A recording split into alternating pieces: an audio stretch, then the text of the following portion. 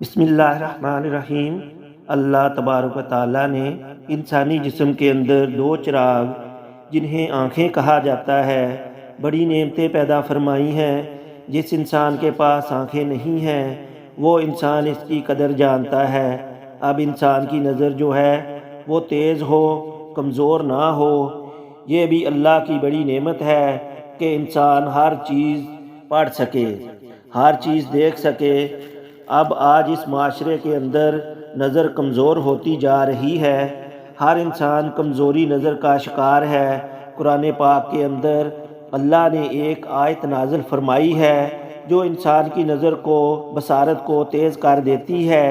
اب ایک نظر کمزور ہے انسان کی تو وہ انسان جو ہے کتنی پریشانی کے اندر مبتلا ہوتا ہے۔ یاد رکھیے ضعف نظر جو ہے اس کا تعلق ضعف دماغ کے ساتھ بھی ہے۔ اب نظر اگر انسان کی تیز ہوگی تو انسان جو ہے دور رس ہوگا، انسان کئی چیزوں میں ایکٹیو ہوگا۔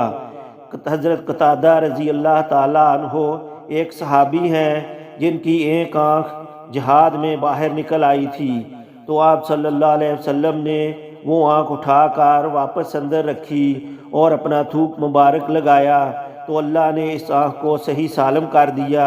بلکہ حضرت قتادہ رضی اللہ تعالیٰ عنہ فرماتے ہیں کہ وہ آنکھ دوسری آنکھ سے زیادہ تیز دیکھتی تھی۔ اس لیے وہ عمل جو رسول اللہ صلی اللہ علیہ وآلہ وسلم کی تلقین کے مطابق ہیں، قرآنی عمل ہیں، ان میں اللہ نے تاثیر رکھی ہے اور وہ جو ہے انسان کو فائدہ دیتے ہیں۔ ہماری کوشش ہوتی ہے صرف قرآنی اعمال آپ کو دیے جائیں، قرآن و سنت سے آپ کا تعلق جوڑا جائے، قرآنی اعمال سے فیض بھی ملے گا، قرآن پاک سے تعلق بھی ہوگا اور اللہ تبارک و تعالیٰ مراد بھی پوری کریں گے۔ قرآن پاک کی سورۃ کاف کے اندر اللہ تبارک و تعالیٰ نے ایک آیت نازل کی ہے۔